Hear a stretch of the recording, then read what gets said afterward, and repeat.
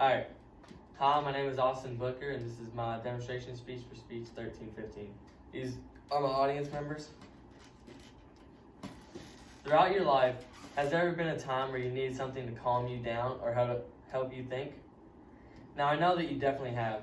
So in this speech, I will tell you one technique that I use.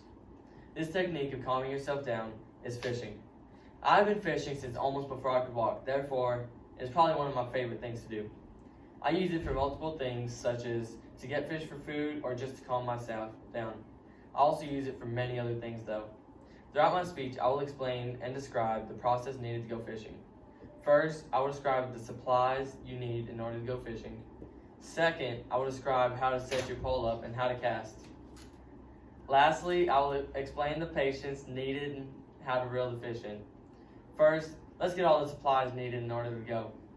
To start the process, you need to get a fishing pole, of course. I mean, come on now. How can you fish without a fishing pole? The next step would be getting your tackle together. To start off, you need some hooks and a bobber. The next thing you need is some bait. One of the best things to use as bait is probably nightcrawler worms. They never seem to fail me. Now that you've gotten all your tackle together, you've got to set your pole up. For starters, you string the line through the eyes of the fishing pole. You have to make sure not to wrap it around, or else you won't be able to cast or reel the line in. The next thing would have to be tying the hook onto the end.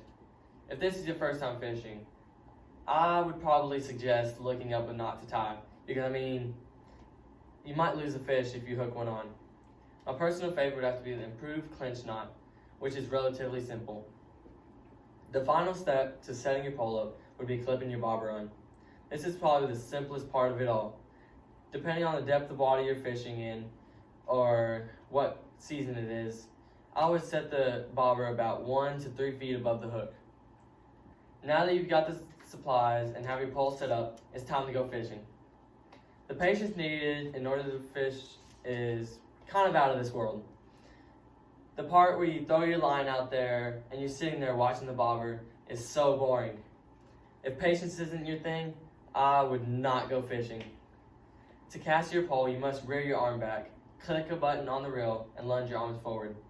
You must make sure not to throw your arms too far, or else the bobber will go just in front of you.